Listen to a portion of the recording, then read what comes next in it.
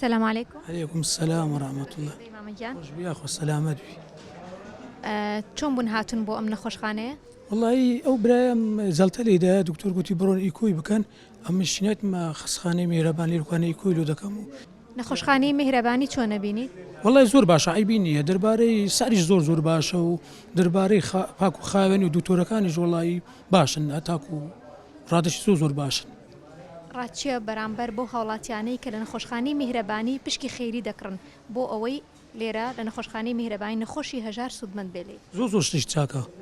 إن شاء الله زوران خلق هذا بيتن كبشي لخسخانة كان ذكر كيرماتي فقير بداتن يا ربي هجال بدا كبي درامته بتواني بيتن لو خسخاننا با كمينك فاسي خوي بكاتن نك بستان ده خسخانيان هندق جرانه هندق قرصة كابرنا تواني بتسيلي دي سونرش بكاتن يعني يكوي بكايان فاسي عمليات بكاتن أجر أو هاولاتي كدسي درواتن بتواني تنبشباتنا وخسخانة كان يرمتي فقير بداتن أو شيء زوزو تاكو إن شاء الله نمونيا زور دبيتن. نەخۆشەکەتان ئێستا حاڵی چۆنە؟ والله لخوي بس زاد بزوزور باشا بس دكتور قلتي إشاعي سري مالو قلت يا قلت إيكوي شيء بكن أو تتقبل لدي بزانين تأثير لدري كديت زلتك يلا مش.